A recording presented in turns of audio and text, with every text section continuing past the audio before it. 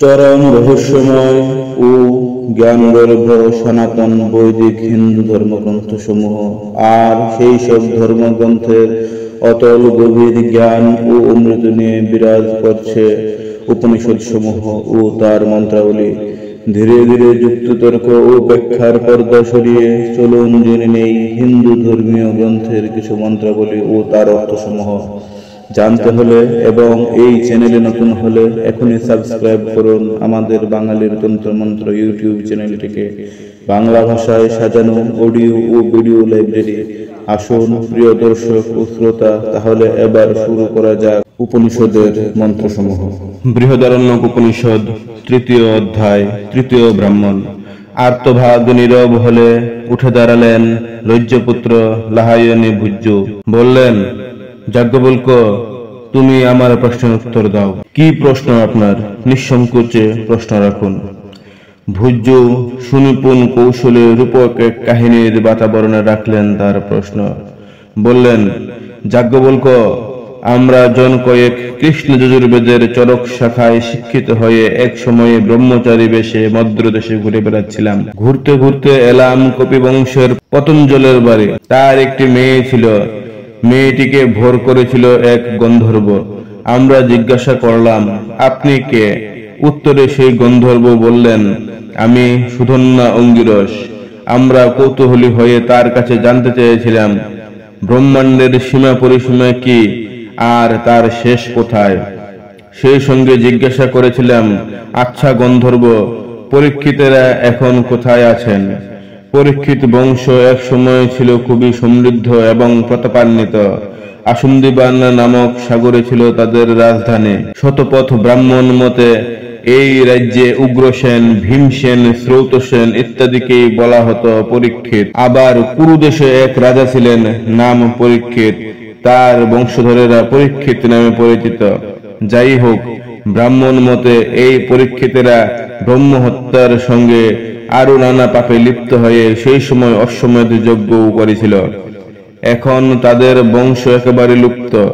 এই পর্যন্ত এসে ভুজ্জু বললেন, গন্ধর্ব, এসবের উত্তর অবশ্য আমাদের দিয়েছিলেন, এখন দেখি তুমি কি বলো।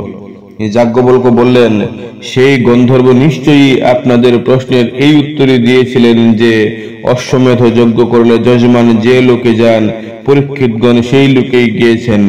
ভুজ্জু জিজ্ঞাসা করলেন, অশ্বমেধ যাজীরা কোথায়, কোন লোকে যান? যাজ্ঞবল্ক্য বললেন, তাহলে শুনুন। সূর্যদেবের রথের গতি দৈনিক যতদূর, এই লোকের পরিমাণ তার 32 গুণ। এর চারিদিকে পৃথিবী রয়েছে এর দ্বিগুণ স্থান জুড়ে।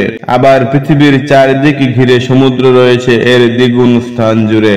আর একটু পরিষ্কার করে বলি, সারাদিনে সূর্য রথ যতখানি যায় তাকে বলা হয় পৃথিবীর কক্ষা। এই কক্ষার আরেক নাম হলো মনসোত্তরগিরি। এটি হলো সপ্তদ্বীপা শশাগরের পৃথিবীর শেষ সীমা। পৃথিবীর এই কক্ষার যা পরিমাণ, সূর্যকিরণ তার 32 গুণ স্থান জুড়ে আছে। সূর্যকিরণ যতখানি স্থান জুড়ে আছে তা হলো নিম্ন ত্রিলোকী, একেই বলে ত্রিভুবন। এই ত্রিভুবনের অপর পারে মোহ, জন ইত্যাদি ঊর্ধ্ব ত্রিলোকী। সূর্যলোক এখানে যেতে পারে না। এই ত্রিলোক আর আলোক একত্রে ভুবন কোষ। এই ভুবন কোষ ঘিরে এরু দ্বিগুণ পরিমিত অমৃত দধি বা সমুদ্র। এই দুই লোকের মাঝখানে আকাশ, খুব সূক্ষ্ম। কিরকম সূক্ষ্ম জানেন? খুরের ধার বা মৌমাছির পাখনা যেমন, ঠিক সেই রকম। সেই আকাশ বায়ুতে পূর্ণ।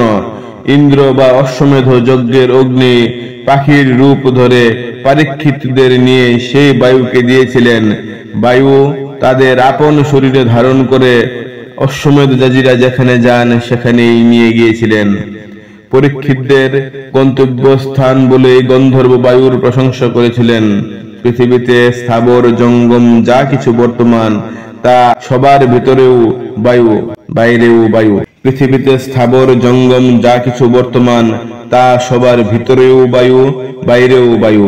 বায়ু ব্যক্তি দেহে আছে বেষ্টি রূপে, বাইরে আছে সমষ্টি রূপে। এই কথা বলে যাজ্ঞবল্ক্য শেষে বললেন, ব্রাহ্মণ, বায়ুই ব্যষ্টি, বায়ুই সমষ্টি। যার এই জ্ঞান হয়েছে, অর্থাৎ বায়ুকে যে এইভাবে জেনেছে, সেই পুনর্মৃত্যুকে জয় করে অমৃত হয়েছে। লাহায়নী ভুজ্য ও নীরব হয়ে গেলেন।